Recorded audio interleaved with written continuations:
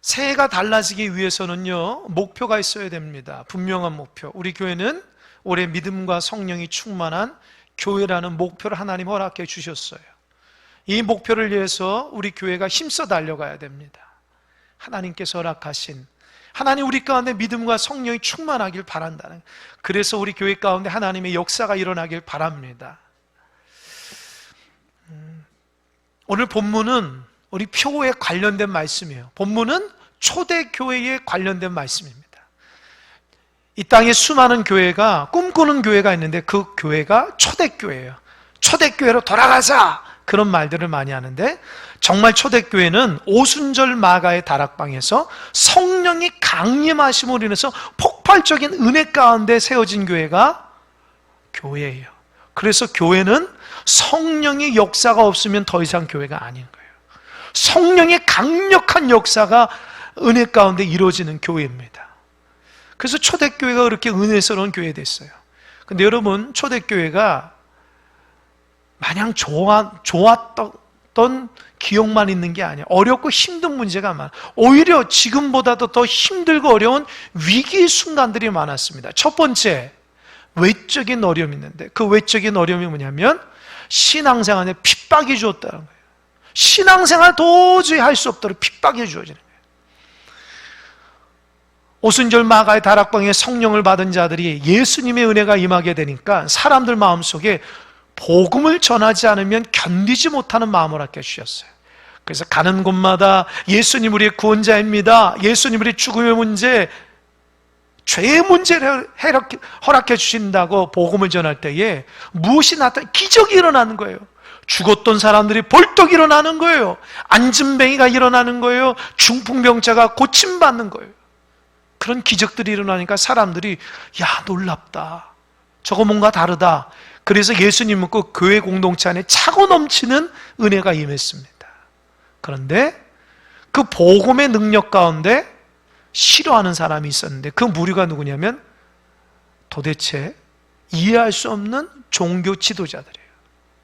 생각해 보세요. 이방인이 아니고 유대인 중에 하나님을 잘 섬기고 특별히 사람들에게 하나님의 말씀이 무엇이라고 가르치는 종교 지도자들이 예수님의 복음을 전하는 사람들을 싫어했어요. 왜요? 이유가 뭘까요? 그렇게 하나님의 말씀을 잘하는 자들이 왜 그럴까요? 나보다 사람들이 인기 끄니까 이해할 수 없다는 거예요. 그 당시 종교 지도자들은 하나님 앞에 순종하는 것보다 사람들에게 영향력을 미치게 하는 것이 더 컸다는 거예요.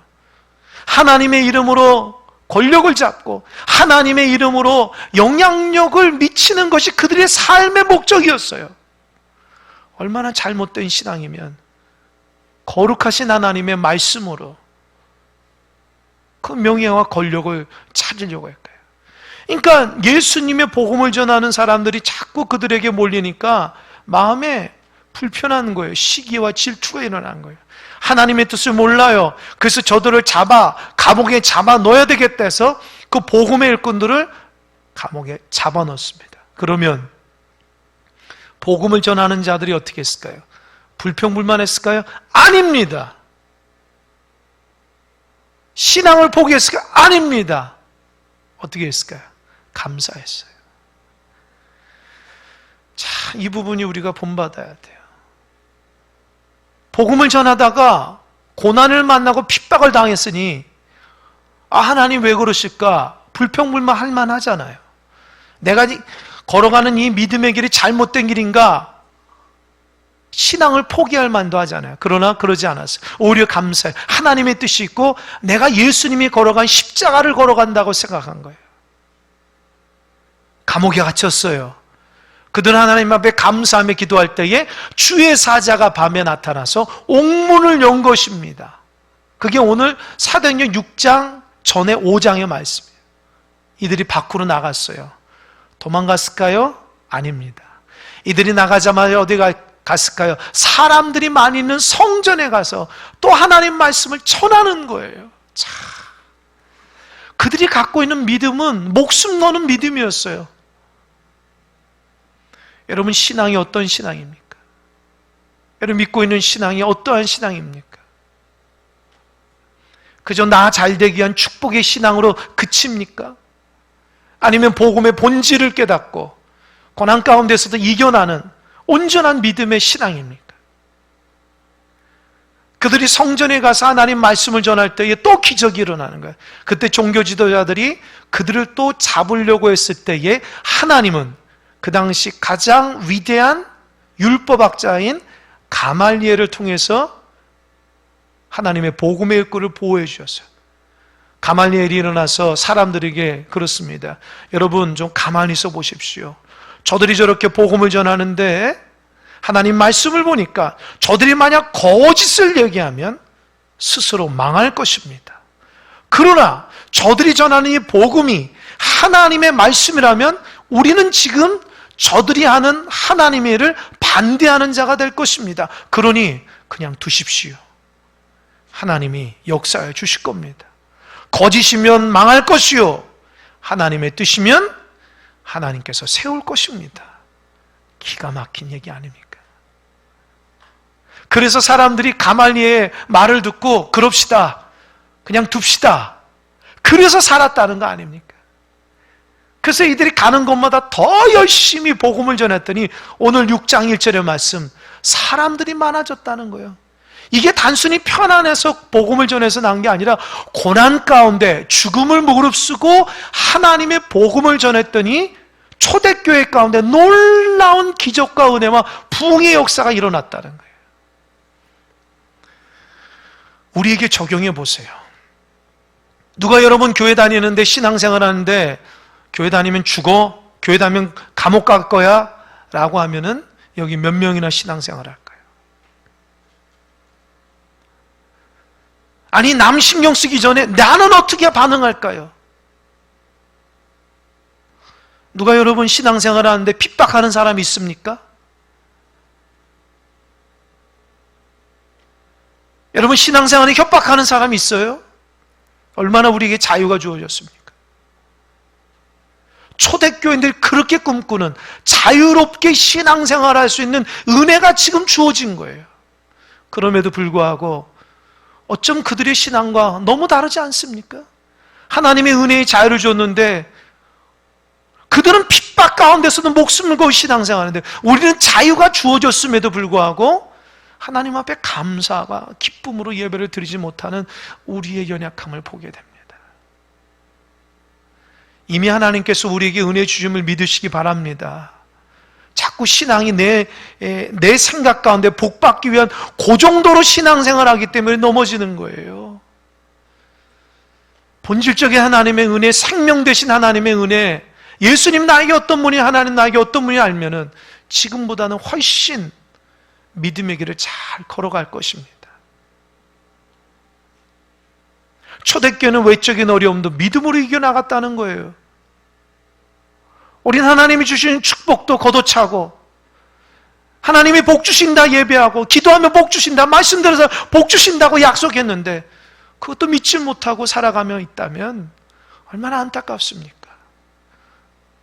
올 한 해가 여러분에게 축복의 한 해가 되려면 믿음 붙잡고 이겨나가는 여러분 되시길 바랍니다. 그저 하나님 나에게 그냥 축복 얹는 거 아닙니다. 내가 말씀대로 살아가야지 하나님의 축복이 어느새 나한테 있다는 거예요. 그래서 신앙 가운데 조그만 어려움도 넘어지지 마시고 인내하며 이어나가시기 바랍니다. 할렐루야! 그렇게 하시기 바랍니다. 두 번째, 초대교회는 내적인 어려움이 있었어요. 이 내적인 어려움이 두 가지인데 첫 번째 내적인 어려움, 첫 번째 하나가 뭐냐? 정직함이 있어요. 정직함. 이게 어려움인 거예요. 여러분 겉으로 드러나는 외적인 어려움은요 초대교인들이 함께 힘을 모아서 이겨내면 됩니다. 그런데 내적인 어려움은 그 캐치를 못하는 거예요. 하나님께서 초대교회에 은혜를 주셔서 수많은 사람들을 교회에 보내주셨어요. 교회가 꽉꽉 찹니다. 앉아있을 자리가 없는 거예요. 기적의 역사들이 일어나고 하나님께서 그들 마음속에 주의 사랑을 부어주셔서 이 공동체 가운데 가난하고 어렵고 힘든 사람을 도와줘야 되겠다는 그 주의 사랑을 부어주신 거예요. 그래서 초대교회 가운데 일어났던 하나의 유행처럼 있던 게 뭐냐면 집에 있는 물건 가지고 와서 교회 안에 어려운 사람들 나눠주는 거예요. 음식도 나눠주고 옷도 나눠주고 자기 필요 없는 물건들도 함께 필요한 사람이 나눠주고, 거기서 더 지나가가지고 내가 이렇게 잘 사는데 내가 죽으면 하나님 앞에 갖고 가는 거 다 아니니까 내가 집을 팔아서 가난한 사람들에게 나눠줘야 되겠다. 내가 땅을 팔아서 하나님 원하시는 가난한 사람들에 나눠줘야 돼. 그런 헌신의 물결들이 일어났어요. 그들은 신앙생활 하니까 내가 갖고 있는 그 놀라운 축복을 죽을 때 가져가지 않는다고 생각한 거예요. 맞죠? 그래서 그거를 쌓고 가는 것도 아니니까 이 땅 가운데 하나님이 가장 기뻐하는 일로 내가 천국을 준비해야 되겠다 해서 구제 사역과 헌신 사역이 많이 일어났어요. 그 중에 아나니아와 삽비라라는 부부가 있는데 그들이 잘 살았던 것 같아요. 하나님의 은혜를 받으니까 아까도 말한 것처럼 이거 뭐 하나님 앞에 죽을 때 가져가나, 하나님 기뻐하시는 가난한 자들 위해서 써야 되겠다 해가지고 하나님 서운한 거예요. 하나님, 내가 땅을 팔아서 이 판값에 가난한 자들을 위해서 돌보겠습니다. 그런 은혜의 마음이 들었어요. 그래서 땅을 팔았어요. 그리고 판값을 교회의 사도들에게 딱 내밀려고 할 때에 어떤 마음이 드냐? 어떤 문제가 일어났는지, 아니면 마음속에 너무 아깝다는 생각이 드는지 일부를 딱 떼어놓고 일부만 베드로 사도에게 가져온 거예요. 베드로 사도는 모르잖아요. 베드로 사도 묻습니다. 이게 다 하나님 앞에 헌신한 대로, 서약한 대로 땅값의 전부입니까? 그러니까 아나니아가 예, 맞습니다. 전부입니다. 거짓말한 거예요. 근데 베드로 사도가 하나님의 음성을, 이거 전부가 아니다. 아나니아가 거짓말하고 있다. 다시 묻습니다. 이게 전부입니까? 예, 전부입니다. 그렇게 그 거짓말한 순간 갑자기 그 자리에서 죽었어요. 즉사한 거예요. 얼마나 무서워요. 아내가 이걸 몰라요. 삽비라가 몰라요. 그리고 후에 또 왔는데 베드로 사도가 묻습니다. 이 땅을 판 값이 이게 전부입니까? 이게 전부로 하나님이 드리는 것입니까? 서운한 것 맞습니까? 했더니 삽비라가 네, 맞습니다. 또 천연덕스럽게 거짓말을 하는 거예요. 그랬더니 그 순간 즉사한 거예요.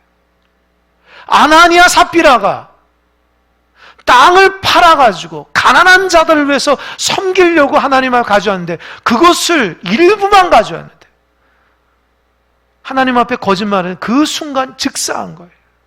이것이 초대교회 공동체 안에 싹 퍼져 사람들이 무섭기 시작하는 거예요. 어떤 마음속?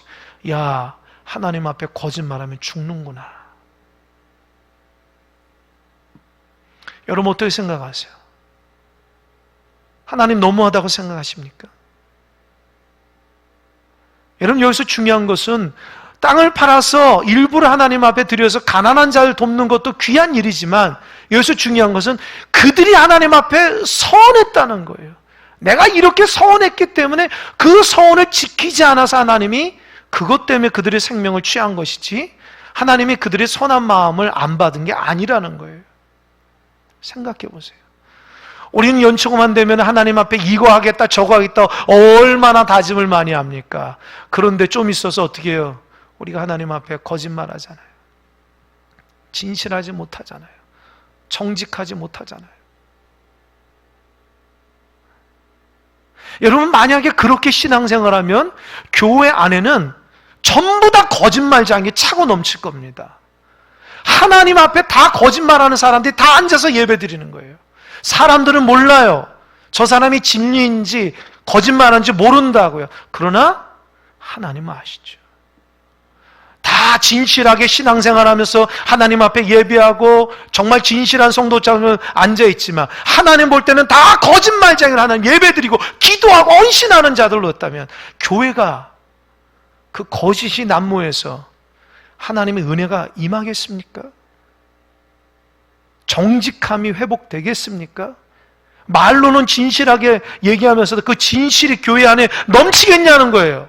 하나님이 그래서 즉사시킨 겁니다. 그거 보고 성도들이 큰일 났다. 적어도 하나님 앞에 거짓말하면 안 된다. 그걸 깨닫게 된 거예요. 그래서 초대교회가 정직함이 회복된 거예요. 할렐루야. 목회자가 거짓말하지 마십시오. 그러면 안 돼. 그래서 회복됐어요? 아닙니다. 하나님이 그 사건 딱 하니까 모두 다 두려운 거예요. 자기 삶을 돌아본 거예요. 내가 하나님 앞에 거짓말했구나. 우리 공동체 가운데 그런 일이 일어나면 좋겠습니까? 안 되겠죠. 여러분, 올 한 해 하나님 앞에 정직하고 진실하시길 바랍니다. 사람한테 신앙생활 하는 것이 아니라 하나님 앞에 신앙생활 하는 거예요. 자꾸 거짓말을 낳게 되고 내 인생이 거짓의 인생이 되어서 하나님의 은혜는 온데간데 없고, 내가 약삭빠른 거짓말로 신앙의 삶을 살겠다면 내가 어떻게 하나님 앞에 은혜를 바라면서 나올 수 있겠습니까? 적어도 진실해야 됩니다. 초대교회는 이 문제 해결됐기에 하나님의 은혜로 성장할 수 있었어요. 두 번째, 이 내적인 어려움 중에 하나가 뭐였냐면 분열이었어요. 분열. 이 문제가 어떻게 생겼냐? 아까도 말했지만 이 구제하면서 시작된 구제. 이 가난한 사람들이 교회 안에 많이 몰리니까 이들을 좀 교회가 책임져야 된다는 생각을 한 거예요. 그래서 날마다 그들이 쓸 물건들을 주고 음식들을 주고 리스트업 해가지고 명단해가지고 자꾸 이렇게 봉사를 하는, 그래서 교회 조직들이 생긴 거예요. 근데 어느 순간 이 교회 안에 히브리파 사람들이 아니라 헬라파 사람들이 명단에 자꾸 없어지는 거예요.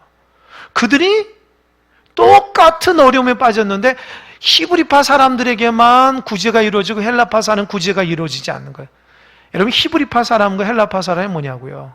간단하게 얘기하자면 그거예요. 여러분, 이 큰 사랑교회에서도 광주 토백이가 있죠. 그죠? 토백이가 있고, 또 타 지역에 살다가 여기 안에 들어온 신앙생활도 있죠. 그런 거예요. 광주 토백이는 히브리파 사람들이고, 외부에 있다가 신앙생활에서 들어온 사람은 헬라파라고요. 근데 히브리파 사람들이 계속 그들만 함께 와서 어렸을 때 봤기 때문에 팔이 안으로 걷는다. 그 사람에게 더 잘해주는 거예요. 그 외부에 들어온 사람은 자꾸 미는 거예요. 그러니까 하나님의 이름으로 구제 사역이 이루어지는데 거기에 믿음이 들어가지 않고 인간적인 생각에 좋고 나쁨이 들어가니까 히브리파 사람은 구제를 많이 해서 배고프지도 않고 넉넉하게 사는데 헬라파 사람은 자꾸 배고프고 넉넉하게 사는, 힘든 거예요. 그러니까 헬라파 사람 들고 일어난 거예요. 교회가 이렇게 차별할 수 있냐? 왜 우리 가난한 사람들이 헬라파 사람들만 이렇게 구제가 제대로 이루어져? 교회가 반쪽이 될 위기에 세운 거예요. 그때에 사도들이 일어나서 제자들을 다 불러서 그 문제 해결합니다. 저는 오늘 본문이 그 문제인데, 그 문제를 해결해 주는 본문인데 감동받은 게 뭔지 아세요? 생각해 보세요. 구제가 제대로 안 이뤘으면 구제를 점검해야 될 게 아닙니까? 왜 명단이 빠졌으며, 왜 어떤 사람은 2배가 갔으며, 그 담당자는 누구며, 그래서 그 담당자가 어떤 마음으로 그렇게 했는지 구제 사역에 대한 행정들을 잘 체크해야지 되는 거 아닙니까? 근데 사도들이 뭐라는지 아십니까? 첫 번째가 우리가 하나님의 말씀과 기도를 제껴놓고 이 구제 사역하니까 이렇게 됐다라는 거예요. 자, 구제가 문제가 아니라 하나님 앞에 복음을 잊어버리고 믿음을 잊어버리고 초심을 잊어버렸기 때문에 문제가 생긴 거라는 거예요. 여러분, 교회가 문제가 생길 때는 그 문제 때문에 생긴 게 아니라 교회 안에 하나님의 말씀과 기도가 자꾸 약해지기 때문에 문제가 생기는 거예요. 여러분이 인생에 문제가 생길 때에 그 일 때문에 문제가 생기는 게 아니라 내가 하나님의 관계가 약해졌기 때문에 문제가 생기는 거예요. 그걸 모르면 저 사람 때문이야, 이 사건 때문이야, 자꾸 남 탓하게 되는 거예요. 중요한 것은 내가 하나님의 관계가 올바르지 못해서 생긴 문제이기 때문에 이런 문제가 일어난다고 사도들이 얘기해요. 그래서 어떻게 해요? 이제 다시 한번 원점으로 돌아간다. 교회 안에 수많은 사람들이 와서 그들을 위해서 가난한 자를 구제하고 베푸는 거 귀한 일이지만, 우리가 하나님 앞에 복음을 전하고 하나님의 말씀을 연구하고 기도하면서 죽어가는 영혼들을 구원하는 게, 그게 근본이다. 다시금 돌아가자. 그래서 사도들은 이제 우리는 이 구제사역 안 할 거야. 오직 하나님의 말씀과 기도를 전무할 테니까 이 구제사역은 여러분들이 일꾼을 뽑아서 그 일꾼들이 지혜롭게 하십시오. 이것이 문제 해결의 방법입니다.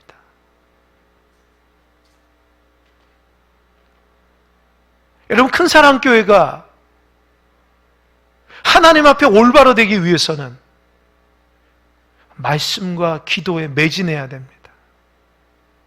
새벽에 기도하는 사람이 없는데 교회가 바로 쓸 수 있어요? 예배하는 사람이 없어지고 말씀을 의지하지 않는데 교회가 성장할 수 있습니까? 내가 하나님의 관계가 올바르지 못하는데 복 받아서 무엇합니까? 그 복이 나에게 도구로 다가오는 거예요.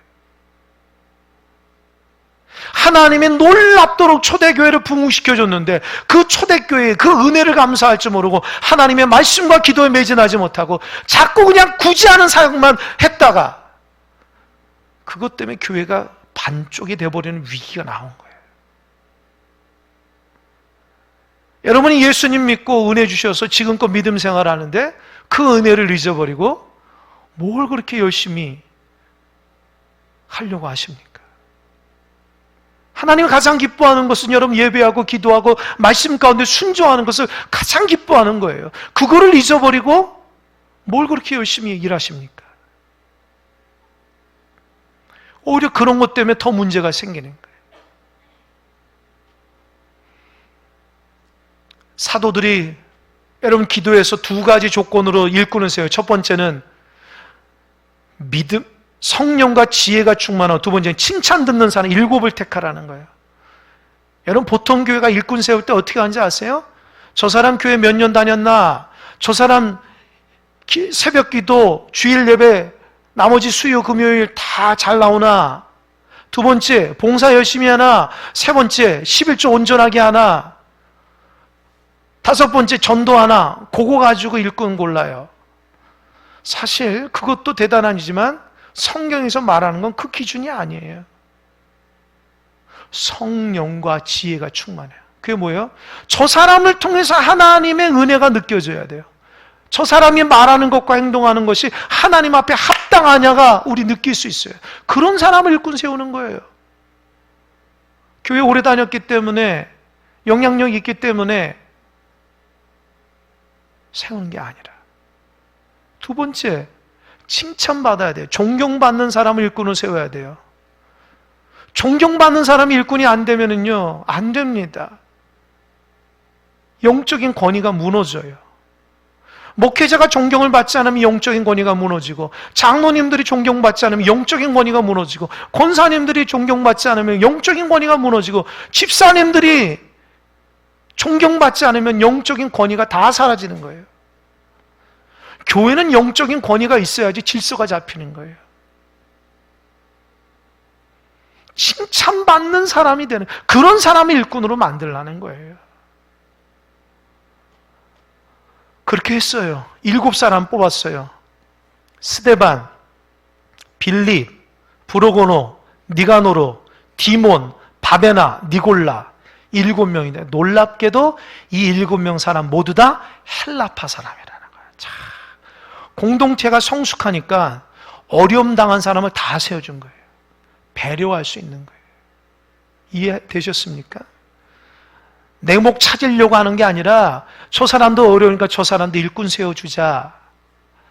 그렇게 배려와 사랑이 넘치는 게 교회 공동체입니다. 여러분, 배려와 사랑이 없으면 공동체가 하나 되지 못해요. 이 7명의 일꾼들이 순교도 하고 전도자가 되어서 교회를 얼마나 아름답게 세워나간지 몰라요. 그랬더니 결과가 7절 보세요. 부흥이 일어났어요. 근데 부흥이 일어났을 때 어떤 겁니까? 부흥이 일어났을 때 어때요? 하나님의 말씀이 왕성했다는 게 부흥이라는 거예요. 교회 안에 사람이 많아서가 아니라 하나님의 말씀과 기도를 충만하니까 교회가 하나님의 역사가 드러나는 거예요. 온라인 여러분, 목회자는 하나님의 말씀으로 충만해야 되고, 여러분도 예배 가운데 말씀이 충만하고 일상적인 삶 가운데 말씀을 충만하게 받고 기도하고 그렇게 사시기 바랍니다. 아멘? 그냥 내년하고 똑같이 그렇게 형편없이 신앙생활을 하지만 뭔가 달라지고 은혜 가운데. 제가 이런 얘기를 처음 하는데 참 저는 저희 아내를 참 존중하고 존경합니다. 왠지 아세요? 1년에 성경을 3독해요. 저희 교회 와서 4년 됐는데, 제가 4년 되고 올해 5년 차잖아요. 저희 아내가 벌써 12독 했어요. 제가 얼마나 감사한지 몰라요. 제 부족함을 채워주니까 얼마나 감사한지 몰라요.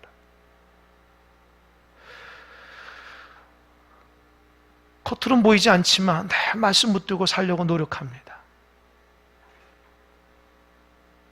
저는 우리 성도님들이 그런 은혜 가운데 말씀 가운데 거하는 자들 되시기 바랍니다.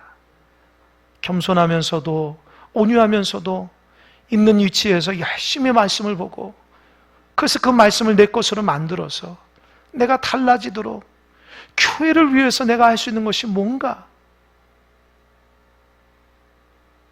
그런 마음으로 신앙생활을 해야 됩니다. 겉만 번지르 해서 말씀도 하나도 없고 기도 생활도 전무하고 예배도 되느냐 마느냐, 그게 아니라 진짜 나를 통해서 하나님이 살아있고 어렵고 힘들어 그 말씀 붙들고 새벽을 깨어서 첫마음 하나님 앞에 기도하며 주님 없이는 살 수 없다고 하는 그 고백 가운데 살아갈 때에 어찌 하나님께서 저와 여러분의 이 공동체를 축복하지 않겠습니까? 혹시 올 한해 세상적인 계획으로 가득하신 분이 있습니까? 이런 거 부끄러운 줄 아셔야 돼요. 내가 하나님 앞에 어떤 마음으로 살아가는지가 먼저인데, 그거보다도 리스트업 할 때 내가 세상적으로 앞에 세워서 나온다면 그건 부끄러운 거예요. 가장 중요한 것은 내가 하나님의 말씀과 기도로 내가 새롭게 됨으로 인해서 하나님의 영광을 선한 영향력으로 살아가야지 하나님의 온전한 믿음의 한 해가 될 수 있습니다. 올 한 해 하나님의 은혜가 넘쳐나시길 바랍니다. 부끄럽고 연약해도 새로운 한 해를 시작해 주셨어요. 너 올 한 해 힘내라. 내가 너한테 응원할 테니까 열심히 달려가라. 하나님 사랑하는 마음이 더 커졌으면 좋겠습니다.